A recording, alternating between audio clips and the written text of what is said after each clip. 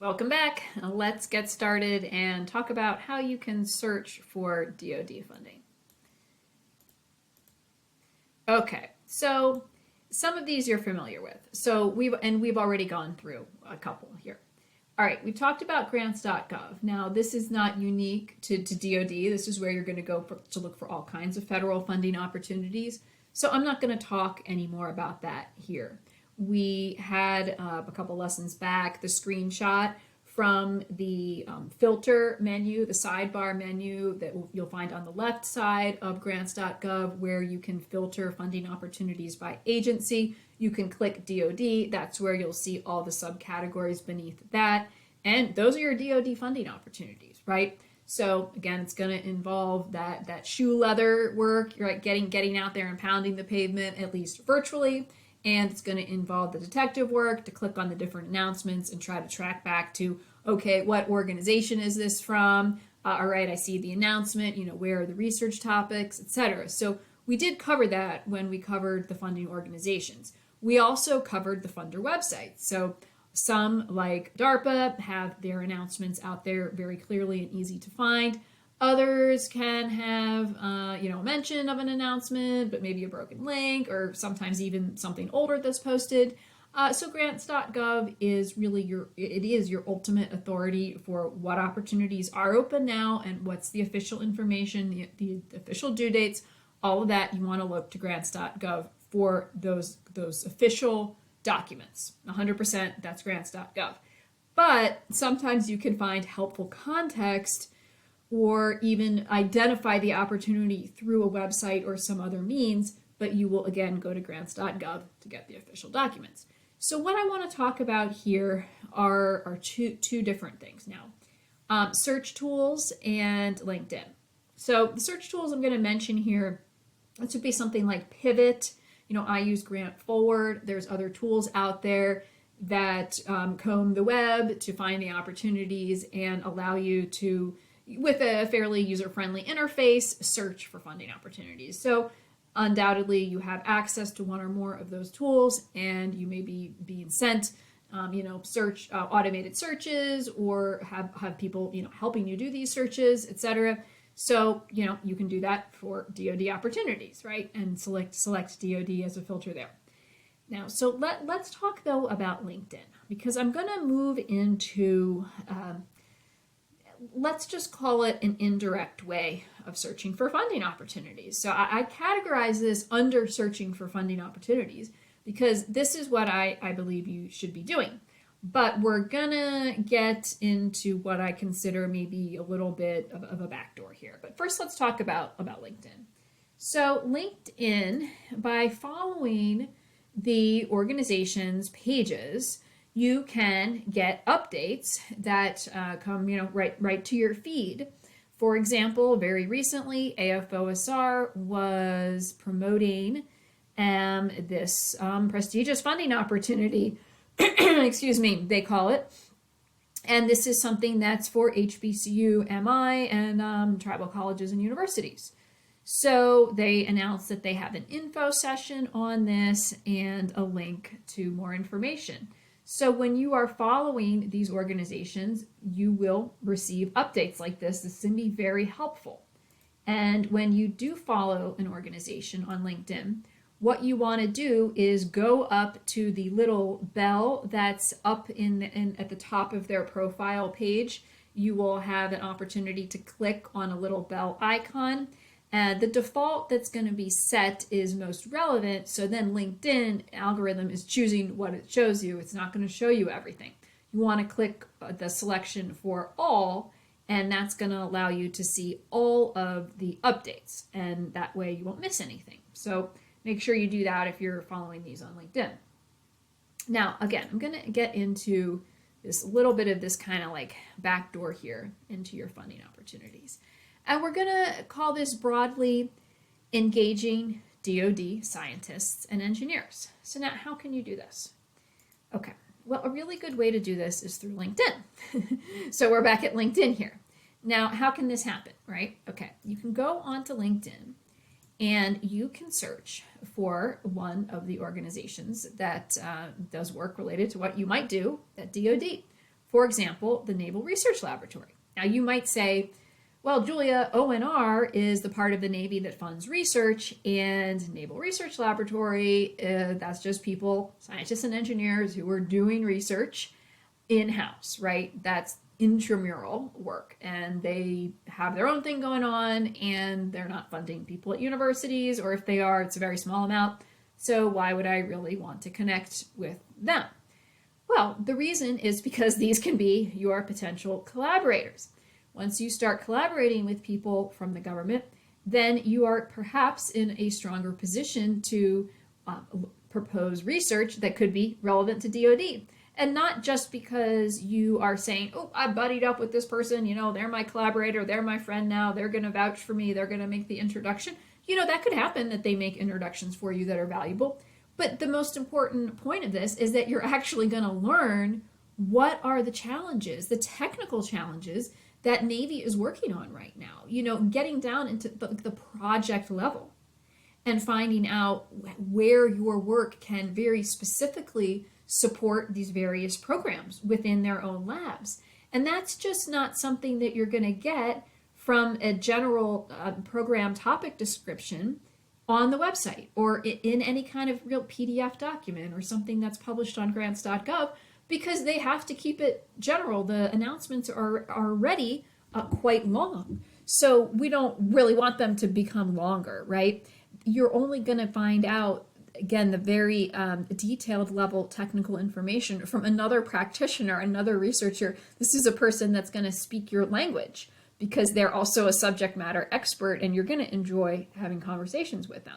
So this is why we advocate for getting connected with all kinds of people who are doing work at DoD, as part of DoD, as a way to work yourself into perhaps having the chance to be funded.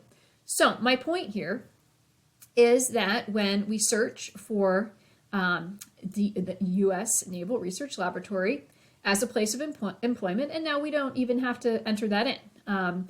You can just enter that in as a key phrase, right? And it already knows that you're probably looking for people that work there, and we're getting a whole bunch of results here.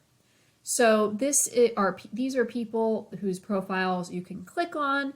You can start to learn a little bit about what they do. They may have papers published in the literature that you could look at, and you may be able to make a connection request and have the opportunity to speak with them about their research and connect on research topics.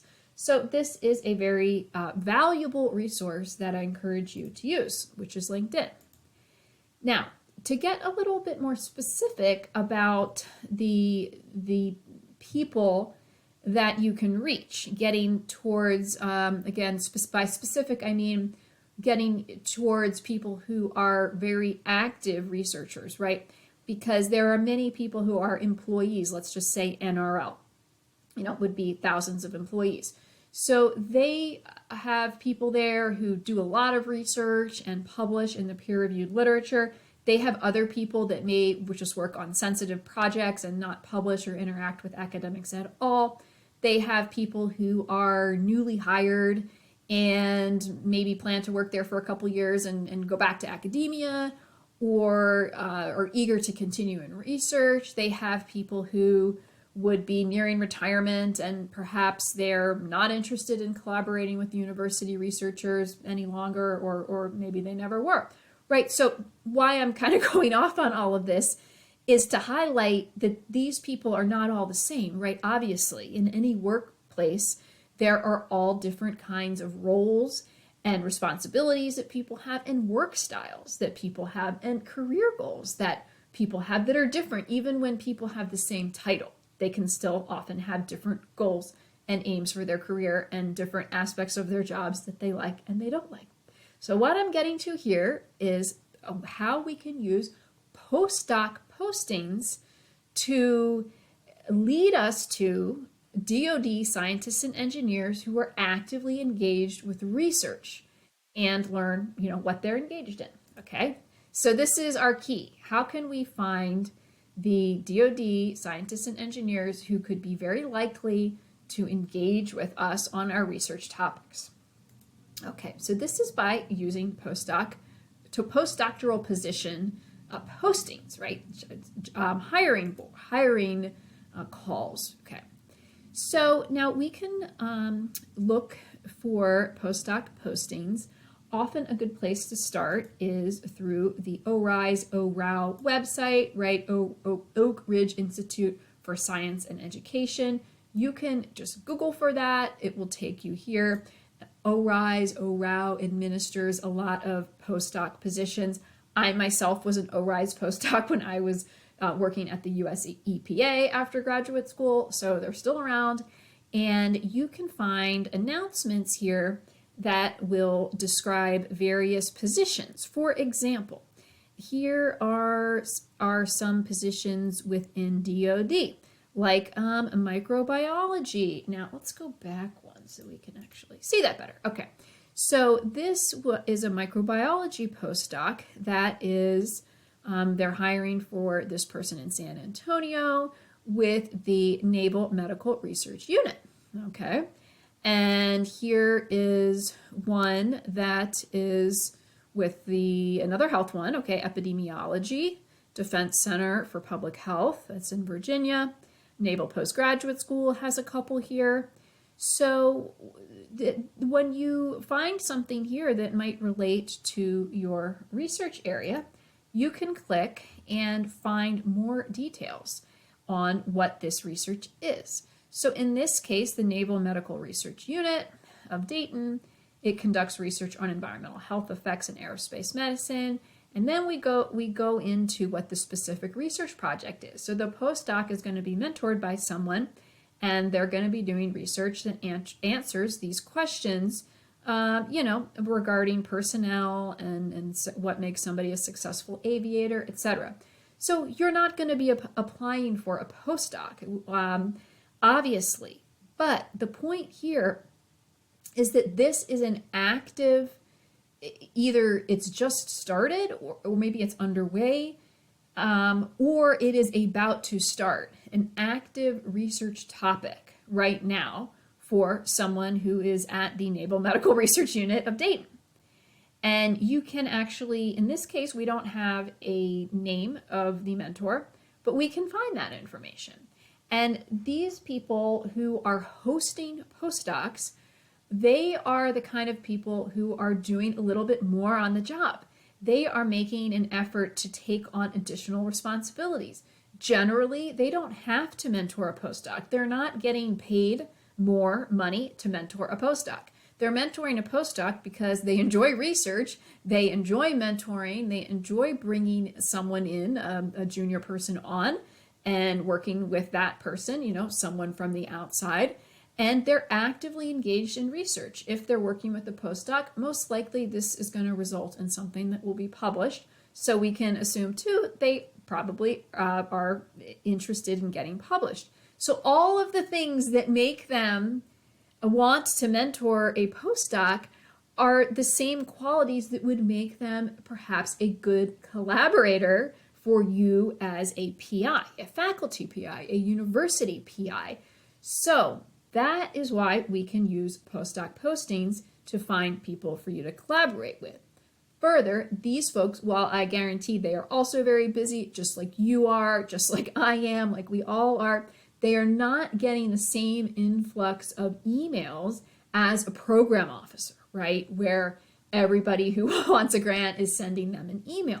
So they are more likely to be able to make time to speak with you because they're getting a lot fewer emails from, say, like the outside, like this, okay?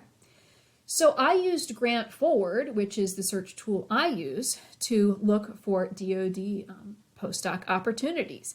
And I found one that did not take me long. This one is from the Materials Science and Technology Division at NRL. And when we click on, first of all here, we already here have the contact information for this individual.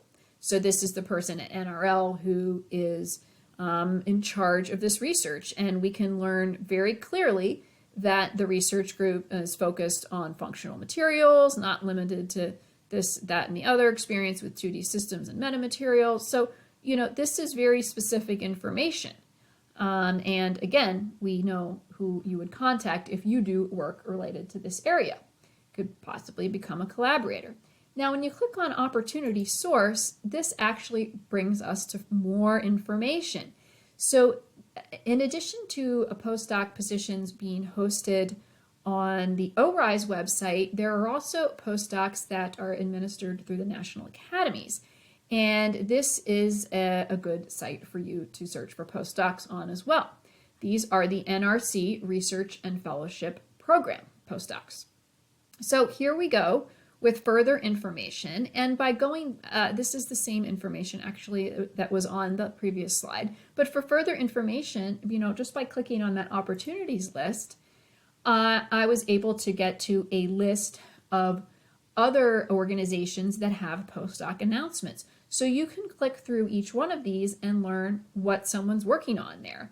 And again, the contact information for that individual. So to summarize here, searching for opportunities beyond grants.gov and your regular search tools, which you will use, it's more detective work. And so we've talked about that already, but once again, we see that detective work coming into play and hopefully demonstrating that by doing a little bit of extra digging, a little bit of extra clicking, you can get some really good information. One thing I really want to highlight here, and I hope that I did by giving you the example of finding the people who are hiring the postdocs, right, is that you really want to focus on the research that you want to do. Find out where the research is happening that relates to your research. Just do that rather than only focusing on programs. And by programs, I could mean two different things. I could mean a technical program, like within AFOSR, there's some programs on materials, and this is the one program name, and that's a program. Or I could be talking about programs like early career programs, like I want to get a YIP. That's what I'm going for. I'm going for a YIP. Yes, you do need to know how are the technical programs organized, what programs exist, right? You do need to know what is involved with the YIP program. But really, really want to encourage you first to focus on finding a fit for your research, finding out who in DoD is doing research related to what you're doing and having conversations with them. Okay, so related to that, now DoD labs are where the research is happening. And so the people at the DoD labs are an excellent resource. So although they are a step away from the funding organizations, they are not a very distant step. It's a very, very, very close step, and they are more accessible. So I would encourage you to, in addition, again, to using grants.gov and your regular search tools, to consider using this route as well to find a home for your research. All right, so this wraps up this lesson. I will see you on the next one. We are going to talk about how we can learn what DoD has funded.